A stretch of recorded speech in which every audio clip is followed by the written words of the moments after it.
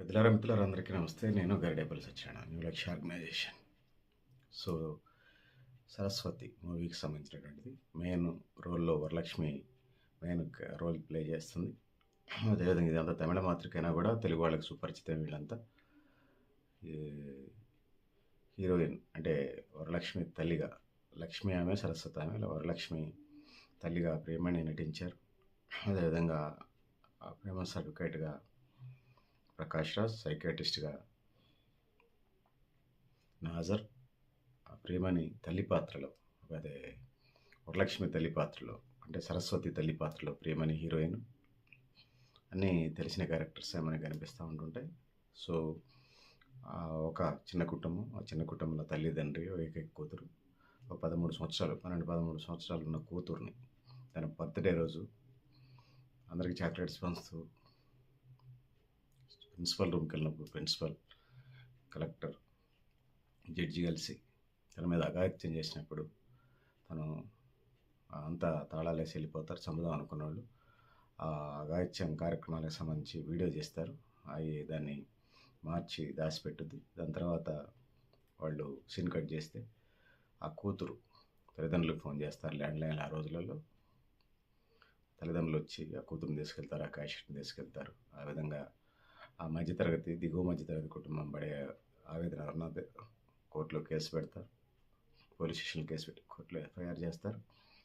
అది చూడాల్సినటువంటి లాయరు వాళ్ళకి భయపడి, లోకల్ ఎమ్మెల్యే, అదేవిధంగా ప్రిన్సిపల్, జడ్జిలకి భయపడి క్యాసెట్ వాళ్ళకి ఇచ్చేస్తారు.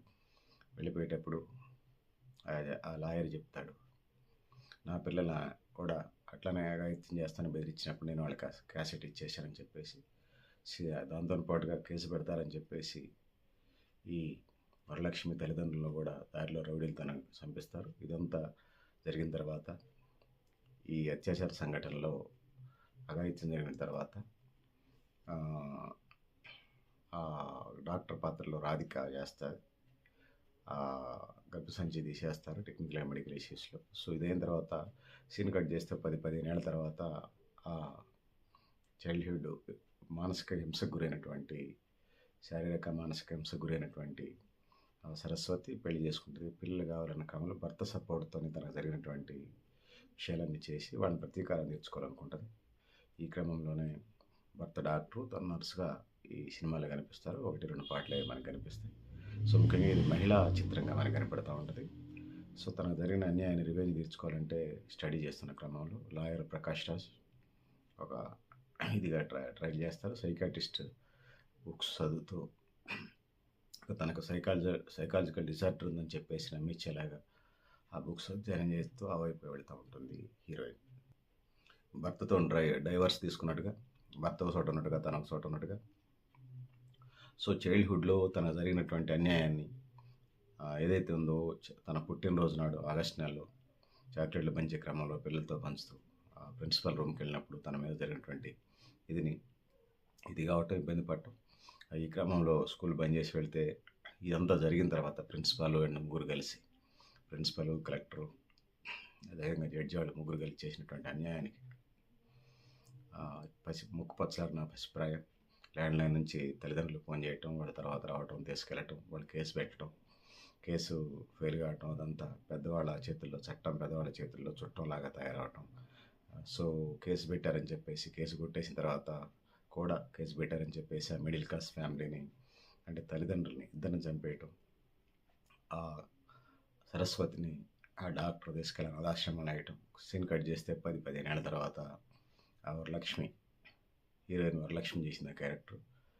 స్క్రీన్ ప్లే డైరెక్షన్ కూడా Varalakshmi, screen play direction heroine, తనే మెయిన్ రోల్ అంతా. సో, ఆ విధంగా ఎట్లా ప్రతీకారం తీర్చుకుందనేది ఒక సైకాలజికల్ డిజార్డర్ పేరుతోని భర్త నుంచి విడిపోయినట్టుగా, ఏదాన్ని ఊహించుకొని ఆ ప్రాంతంలో కూడా అట్లా జీవించినట్టుగా, తనుండే ప్రాంతాల్లో తనకు ఒక కూతురు ఉన్నట్టుగా భావిస్తూ, సో, ఒక రకమైన డిజార్డర్లో రియలిస్టిక్గా జీవిస్తూ వరుసపెట్టి చంపేసుకుని పోవాలని ఒకరోజు చంపేస్తాడు ముగ్గురిని. దాని తర్వాత పోతుంది, రక్షించమని అడుగుతుంది, నాకు కూతురు ఉంది రక్షించమని. అంతా ఫేక్ చేసేసి నిజంగా తనకు జరిగినటువంటి అన్యాయం, చిన్నప్పుడు తనకు జరిగిన అన్యాయమే తన కూతురు జరిగిందని భావిస్తూ వాళ్ళు నమ్మించే ప్రయత్నం చేస్తే, so Prakash Raj main lead అడ్వకేట్గా మనకి కనిపిస్తారు, క్యారెక్టర్ ఆర్టిస్టులు మనకి కనిపిస్తూ ఉంటారు. సో ఇది పరిస్థితి. సో తన తల్లిదండ్రులను చంపేయటం, తనకు అన్యాయం జరగటం దృష్టిలో పెట్టుకున్నటువంటి సరస్వతి పెద్ద అయిన తర్వాత ఎలా రివెంజ్ తీర్చుకుందనేది దీని యొక్క సారాంశంగా మనకు కనపడుతుంది. సో ఇందులో ప్రధానంగా ముగ్గురిని ప్లస్ ఆగస్ట్ 15 రోజు ఇంకొకరిని కూడా వేసేస్తారు తనకు జరిగినటువంటి న్యాయంలో భాగస్వాముల్ని. సో సైకాలజికల్ డిజార్డర్ అని చెప్పేసి దాన్ని ప్రకాష్ రాజ్, అదేవిధంగా సైకాటిస్ట్ నాజర్ ఆ కేసుకు సంబంధించిన పూర్వపురాలు తీసుకొని బయటకు వస్తారు. దాంతో పాటుగా రాధిక కూడా సపోర్ట్గా సాక్ష్యం చెప్తుంది హీరోయిన్కి.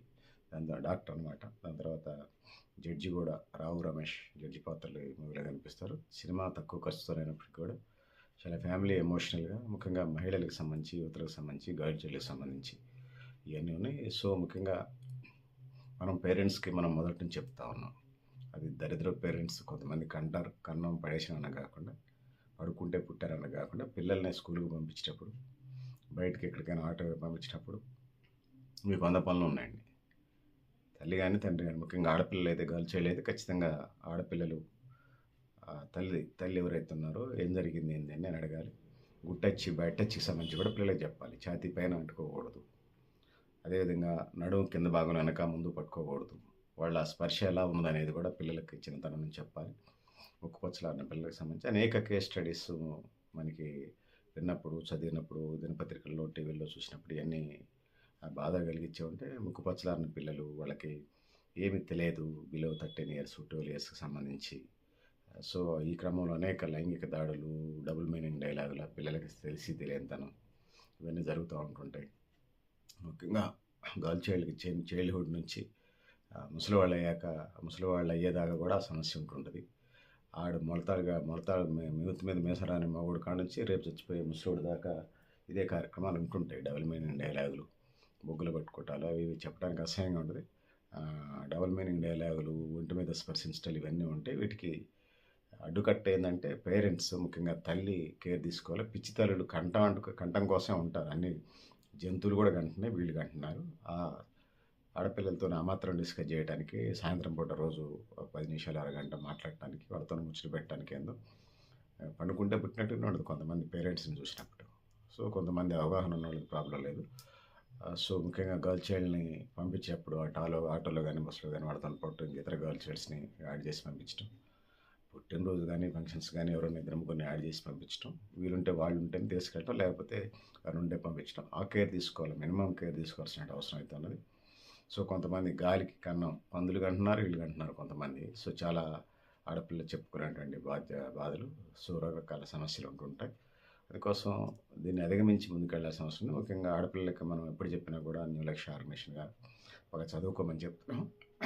ఆ విధంగా చదువుకొని ప్రయోజకులు కావటం వల్ల వాళ్ళు ఉన్నతమైన స్థానాలకు వెళ్తారు. ముఖ్యంగా సావిత్రిబాయి పూలే ఇచ్చినటువంటి స్ఫూర్తితోని ఆడపిల్లలు చదువుకొని ప్రయోజకులు కావాలి. ఆడపిల్లలు అంటే మిషన్లు కానీ యంత్రాలు, ఆడపిల్లలు అంటే అంగడి సరుకులు, ఆడపిల్లలు అంటే పిల్లలు కానీ యంత్రాలు, ఆడపిల్లలు అంటే పని మనుషులు అనేటువంటి కల్చర్ నుంచి ఆడపిల్లలు అంటే సాధికారిత, మహిళ అంటే సాధికారిత,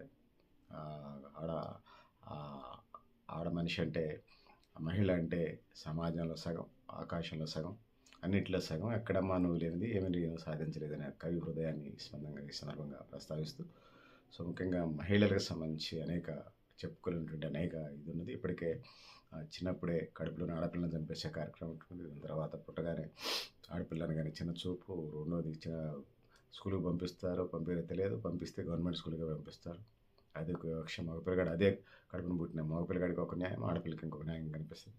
దాంతో పాటుగా స్కూల్కి వెళ్ళే దగ్గర అది కూడా ఒక సమస్య. వచ్చేటప్పుడు పోయేటప్పుడు ఎవడో లవ్ చేయమంటాడు, ఎవడో పూవిస్తారో తెలియదు. దాని తర్వాత ఇంకా మనం చెప్పుకుంటూ వెళ్ళినప్పుడు ఏదైతే ఉన్నదో లవ్ తర్వాత మళ్ళీ పెళ్లి చేసుకొని యాసిడ్ దాడులు, అదేవిధంగా సమాన పనికి సమాన వేతనం కావాలని ఎవరు, అదేవిధంగా గృహహింస పెళ్ళైన తర్వాత ఆడపిల్ల చిన్నప్పుడు తల్లి సంరక్షణలో అది కామన్, తండ్రి సంరక్షణలో కామన్. పెళ్ళైన తర్వాత భర్త ఖచ్చితంగా డబ్బులు ఇస్తేనే బతకాలి. వృద్ధాప్యంలో కొడుకు అనేది వాళ్ళు పనిచేసి వాళ్ళ సంపాదన డోక్రా సంఘాలు, సెల్ఫ్ అకౌంట్లు, బ్యాంక్ అకౌంట్లు మెయింటైన్ చేయకూడదు. సో, ఆ విధంగా ముందుకెళ్ళాల్సిన అవసరం ఉంది. మహిళా సాధికారతకి బాటలు పడాల్సిన అవసరం ఉంది.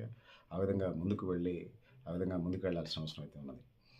సో, కొంతమంది ఏదో 100కి ఒక 2%, 5% తాగేటోళ్ళు, బాధ్యత లేనోళ్ళు, లేకపోతే తిరుగుబోతులను చూపించి యావత్ మహిళా సమాజాన్ని చెడుగా చిత్రీకరించడం కరెక్ట్ కాదు. ముఖ్యంగా తాగుబోతులు, తిరుగుబోతులు, ముండల ముఠాకోర్లు ఈ ప్రచారాలు, క్యాంపెయిన్లు చేస్తున్నారు. ముఖ్యంగా మహిళలకు సంబంధించి ఎన్ని తరహా చట్టాలు వచ్చినా అనేక లైంగిక హింస, లేకపోతే ఈ దాడులు, డబుల్ మీనింగ్ డైలాగులు గురవుతూనే ఉన్నారు. సో, వీటిని అధిగమించడానికి ఖచ్చితంగా ఆడపిల్లలని జాగ్రత్తలు చూపించి చెప్పి పెంచుతున్నారు. మగపిల్లలను కూడా ఆ విధంగా పెంచాల్సిన అవసరం ఉంది.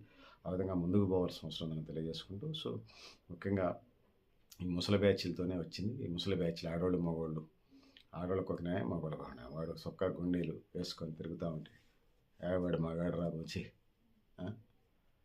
అడ్డగోలుతాను, చిన్నప్పటి నుంచి వాడికి అడ్డగోలుతాను నేర్పితే వాడు ఆడపిల్లల పట్ల ఎట్లయినా ఆడపిల్లని పోతుంటే కామెంట్ చేస్తే నవ్వుతుంటారు వీళ్ళు. మగోడేండ్రు వీడు, వాడికి ఏం తెలియదు అప్పటికి. మగోడు వీడు వీడు చూడు అని పొరగాళ్ళని మగ పొరగాళ్ళని ఆడపిల్లగాళ్ళని బనాయిస్తే మగ పొరగాళ్ళని అట్లా చిన్నప్పటి నుంచి తయారు చేసి అట్లా అడ్డగోలుగా తయారు చేయటం వల్ల ఈ న్యూసెన్స్ చిల్లర లంజడుగులు తయారవుతూ ఉన్నారు. ముఖ్యంగా కుటుంబంలో ఆడపిల్లని ఎంత జాగ్రత్తగా పెంచుతారో మగపిల్లలకు కూడా అట్లా జాగ్రత్తలు చెప్పి పెంచాలి. కొంతమంది పందులు కంటున్నాయి, వీళ్ళు కంటున్నారు. తేడా ఉండట్లా చాలా కుటుంబాలకు సంబంధించి. పందులు కంటున్నాయి, వీళ్ళు కంటున్నారు. పందులు పెడుతున్నారు మేత, వీళ్ళకి కూడా పెడుతున్నారు. సో, కల్చరు, ఒక విధానం, ఒక పద్ధతి తెలియదు. అంత అడ్డగోలుగా పెంచుతున్నారంటే కొన్ని స్కూల్స్, అది ప్రైవేట్ స్కూల్సా, గవర్నమెంట్ స్కూల్సా అని చెప్పలేను. అంత దుర్మార్గంగా ఎందుకు పుడతారో వీళ్ళు. ఒకే గదిలో ఉంటారు. పిల్లలు, టీనేజ్ పిల్లలు, లేకపోతే చదువుకునే పిల్లలు ఉంటేనే వీళ్ళు కాపురం చేస్తూ ఉంటుంటారు. ఇంత దుర్మార్గులు, ఇంత వ్యవహారాలు, ఈ రకరకాల పరిస్థితుల వల్ల ఇట్లాంటి దరిద్రాలన్నీ చుట్టుకుంటా ఉన్నాయి. సో, మరి పనుకోకపోతే వీళ్ళు నా చిత్తకార్తె కుక్కలో ఏమో మరి. పిల్లలు చదువుకుంటేనే రొమాన్స్ చేస్తుంటారనేది కంప్లైంట్స్ పడుతూ ఉంటుంటాయి. సో, మరి ఎదిగే పిల్లలు 10-15 ఏళ్లలోపు పిల్లలకు సంబంధించి ఏ విధంగా ఎమోషనల్ అవుతారో అర్థం చేసుకోవాల్సిన అవసరం ఉన్నది. సో, అందుకోసం పేరెంట్స్ పందుల్లాగా, చిత్తకార్తె కుక్కల్లాగా వ్యవహరించకుండా పిల్లలు పెద్దోళ్ళు అవుతున్న కొందుకు ఒళ్ళు దగ్గర పెట్టుకొని జీవించాలి. వీరుంటే 2 గదులు మినిమం బ్యాలెన్స్ అయ్యేలాగా చూడండి. మీరు అవతల నిద్రపోతున్నా పిల్లలు చదువుకోవడానికి ఆస్కారం ఉంటుంది. లేకపోతే మీకు అంత శాత కాకపోతే పిల్లల్ని కనబాకండి. బయట పందులు కంటున్నాయి, మీరు కంటున్నారు. సో, అందుకోసం పేరెంట్స్కి నేను చెప్పేది ఒకటే, ముఖ్యంగా గర్ల్ చైల్డ్ పేరెంట్స్ వచ్చిన తర్వాత తల్లి వాళ్ళతో ఖచ్చితంగా ఒక 10 నిమిషాలు మాట్లాడే ప్రయత్నం చేయండి. ఆ రోజు నైట్ సాధ్యం కాకపోయినా తెల్లారైనా మాట్లాడే ప్రయత్నం చేయండి. ఇక ఈ ఎదవలు ఉన్నారు, తాగుబోతే ఎదవలు, వాడు ఎన్నింటికి పోతారు, ఎండికి పోతారు, పిల్లల మీద బాధ్యత ఉండదు. ఈ లంజడుకులు, ముఖ్యంగా లంజడుకులు తల్లిదండ్రులు అశ్రద్ధ వల్లనే ఆడపిల్లల మీద ఇన్ని సమస్యలకు కారణం అవుతుంది. వాడు తల్లిదండ్రులు కరెక్ట్గా ఉన్న చోట చాలా మటుకి పిల్లలు జాగ్రత్తగా వెళ్తారు. పిల్లలకు కూడా క్రమశిక్షణ నేర్పాలి. ముఖ్యంగా బాయ్స్ అయినా కూడా వాళ్ళకు కూడా విద్యాబుద్ధులతో పాటు సంస్కారం కూడా నేర్పాలి, డిసిప్లిన్ కూడా నేర్పాలి. ఆ విధంగా ఎవరితో ఎలా ఉండాలి కూడా నేర్పాలి. ఆ విధంగా ముందుకు పోవాలి. పండగలు, పబ్బాలు వాటికి సంబంధించి, లేకపోతే బంధువులకి, చుట్టాలకి, పెళ్ళిళ్ళకి, ఫంక్షన్లకి తీసుకెళ్లే ప్రయత్నం చేయండి. ముఖ్యంగా గర్ల్ చైల్డ్కి సంబంధించి పాకెట్ మనీ కూడా ఇవ్వండి. ఎందుకంటే పాకెట్ మనీ అయిపోతే ఎవడు పడితే వాడు బిర్యానీ కొని పెడతా, కార్లో తీసిపోతా, బండిలో తీసిపోతా, మోపెడ్లో తీసిపోతా, ర్యాపిడ్లో తీసిపోతారని రకరకాల ఆఫర్లు ఇస్తుంటారు. వాళ్ళకి అవకాశం లేకుండా 50 అవసరం ఉన్న చోట పిల్లలకి 100 ఇవ్వండి, 100 అవసరం ఉన్న చోట 200 ఇవ్వండి, 200 అవసరం ఉంటే 500 ఇవ్వండి. ఆ విధంగా పిల్లలకి ఫోన్ నెంబర్ అందుబాటులో నోటెడ్గా అయ్యేటట్టుగా గర్ల్ చైల్డ్కి సంబంధించి చేయండి. దాంతో పాటు 100, అదేవిధంగా 108 ఇట్లా పోలీసుకి సంబంధించినటువంటి ఫోన్ నెంబర్లు కూడా దగ్గరకు ఉండే ప్రయత్నం చేయండి. టోల్ ఫ్రీ నెంబర్లలో చెప్పండి. మీరు కూడా ఉన్నారనే కాన్ఫిడెన్స్ లెవెల్స్ ఉండాలి. పిల్లలు దాంతోపాటు మార్షల్ ఆర్ట్స్ కూడా నేర్పాలి. వాళ్ళ పిల్లల బ్యాగులలో, స్కూల్ బ్యాగులైనా, జర్నీ బ్యాగులైనా కూడా పెప్పర్ స్ప్రేలు, మిరియాల పౌడర్లు, కారపొట్లాలు దగ్గర పెట్టుకోండి. చిన్న నైఫ్, కత్తి లాంటిది కూడా దగ్గర పెట్టుకోండి. సో, పోలీస్ స్టేషన్లో కూడా ఇబ్బంది ఉండదు. ఆ విధంగా ముందుకు పోవాల్సిన అవసరం ఉందని తెలియజేసుకుంటూ, సో, పెద్దలారా, మిత్రులారా, మీరు కూడా మీ ఎప్పుడైనా కామెంట్ బాక్స్లో నేను తెలియజేస్తూ, ఈ సినిమాకి సంబంధించి నేను 5కి 5 మార్క్స్ చేస్తున్నాను. మీ సమయం కూడా వృధా కావు, తప్పకుండా చూడండి. Varalakshmi screenplay direction, heroine main role. So, తనకు జరిగిన అన్యాయాన్ని ఏ విధంగా ప్రతీకారం తీర్చుకుందనేది ఈ మూవీగా మనకు కనపడుతూ ఉంటుంది. సో, పెద్దలారా, మిత్రులారా, మీరు కూడా మీ అభిప్రాయం కామెంట్ బాక్స్లో రాయండి. Thank you. పెద్దలారా, మిత్రులారా.